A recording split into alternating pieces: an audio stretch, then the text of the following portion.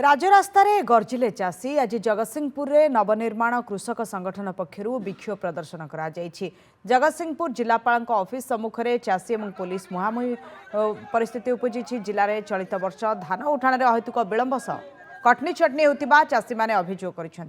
धानर अभावी बिक्री बंद पर चाषी मैंने स्वर उठाई। जगतसिंहपुर जिले में 106टी प्राथमिक कृषि समवाय समिति रही। केउठी धान उठुछि तो आउ केउठी दिने उठिले 4 ରୁ 5 दिन मंडी में धान पड़ी रहुछि। यार समाधान पाई चाषी मैंने आंदोलन कोल्हाई।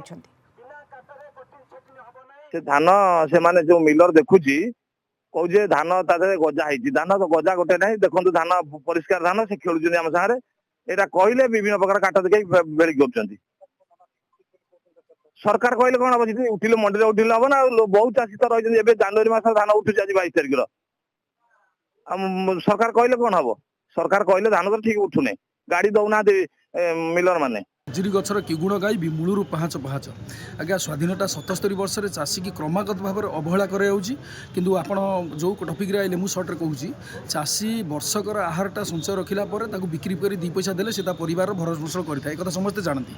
कथार भी पढ़ी चाष कम जार कि आनंद ताहार से सीना दुनिया को जोगाऊ आहार जो 800 टंका बोनस देला भाया माने जो दंडिकी देखी जियाल देखी भाकुर धरला भाया मोहन सरकार कौन कर खुलम खुला ए कथार अमान हो 5 किलो 10 किलो जाए काट हो चाषी अधा राति माने जो टाइम ऑफिशियली फोन जीवने से टाइम धान उठाऊँ मैंने बीजेपी सरकार को गादी में बसई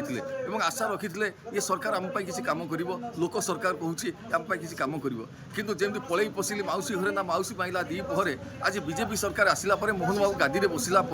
चाषी मान अवस्था अत्यंत दयनीय अवस्था को चलीगला। गत थरक जो 2 केजी काट चलता बर्तमान ऐसी मंडी में पूरा निर्भीक भाव में मिलर माने 5 केजी रु 10 केजी 12 केजी जहाँ इच्छा से काटिकी नहीं जाऊँ ग्राम ओजन करूना अखा पैसा दौना संपूर्ण भाव में मनमानी चली।